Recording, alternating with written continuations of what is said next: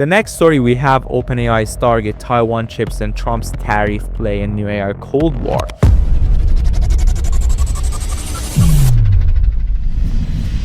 China. China. China. China. China. China. China. China. China.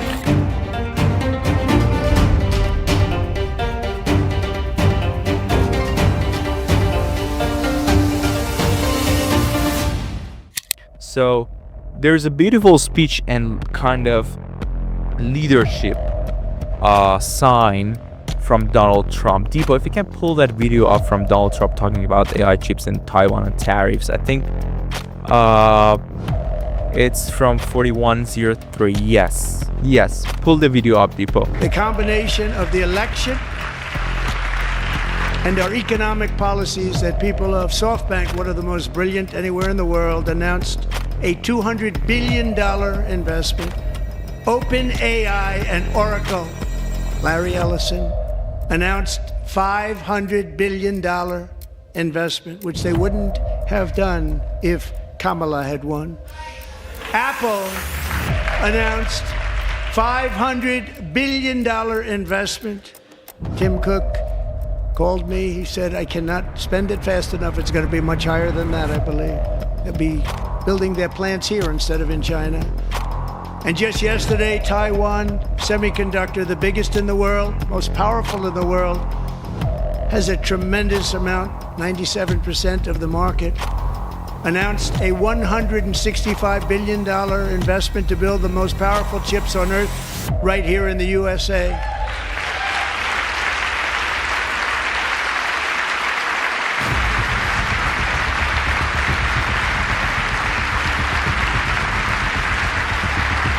And we're not giving them any money. Your CHIPS Act is a horrible, horrible thing. We give hundreds of billions of dollars, and it doesn't mean a thing. They take our money and they don't spend it.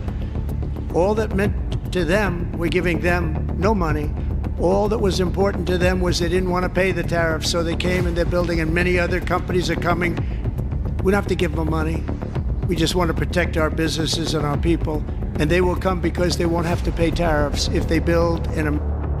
Wow, that's enough, Deepo. So first of all, such a powerful sign of leadership, and what a beautiful speech. I really recommend to watch the whole thing. It's just amazing. And compare that to when Biden was on charge. Not on charge, but I mean Biden was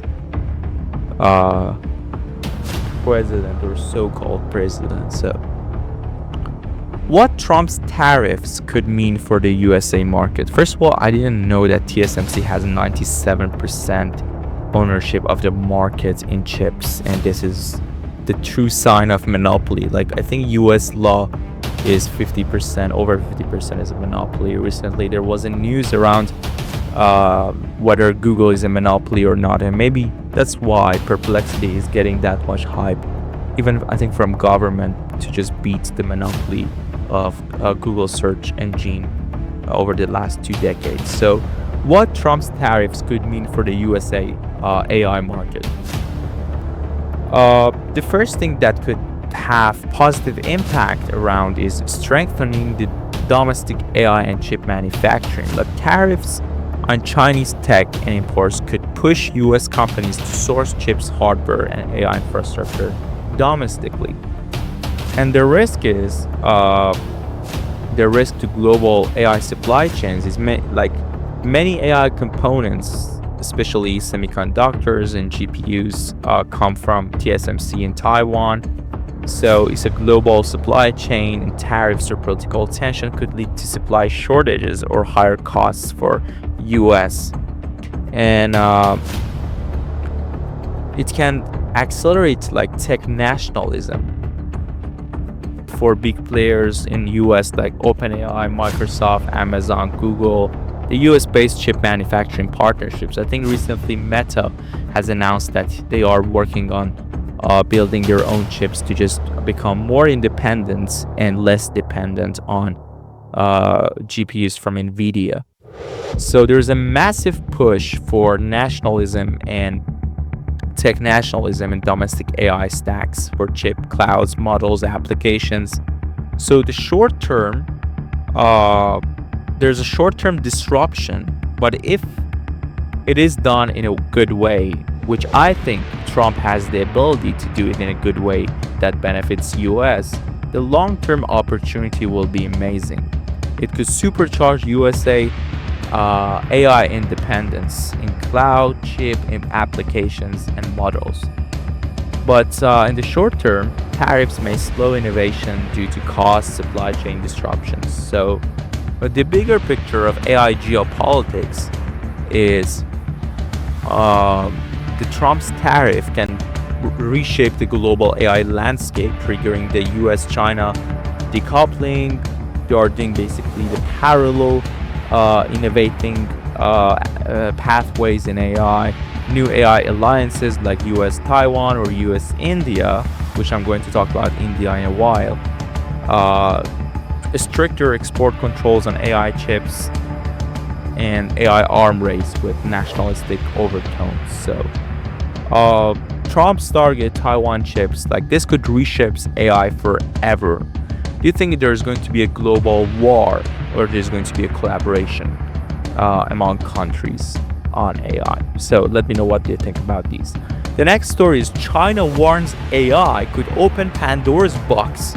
Will the US listen or not? So first of all, what is Pandora's box and why is China using that term? Pandora's box is a metaphor from Greek mythology. According to the myth, Pandora opened the box or jar that released all the world's evils, pain, death, chaos, leaving only hope inside when it was closed again. So, Chinese ambassador says AI could open Pandora's box, and he's warning if AI is not controlled or governed wisely, it could unleash unintended or irreversible consequences such as autonomous weapons, super intelligent systems out of human control that we have been talking about for a long time, mass surveillance and manipulation, economic disruption, deep fakes, misinformation, and social destabilization. That usually actors and celebrities talk about deep fakes. Kanye recently talked about deep fake. Scarlett Johansson has been talking about deepfakes for a long time. I think they have been suing companies like OpenAI around deepfakes, images and sounds of them and videos as well. So it's a dramatic, deliberate phrase used to appeal to global audience, including US policymakers, highlighting the urgency and shared danger. So why is China asking for cooperation with the US on AI? Despite whole geopolitical aspects, China is signaling that AI is too powerful and dangerous to be left unregulated. And US and China, as the main players in the AI revolution, have to find common grounds to end, risk mutual harm, to collaborate.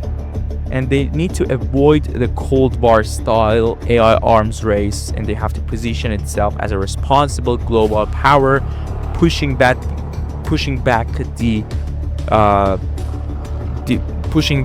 diplomatically against US restrictions on AI chips, tech, and research. So it's a soft power move, and I think JD Vance in the US Action Summit in Paris talked about this, that they warned against trusting AI, the authoritarian regimes in AI development, emphasizing that AI governments should be led by trusted allies, and the same thing has been said with China's, I think, vice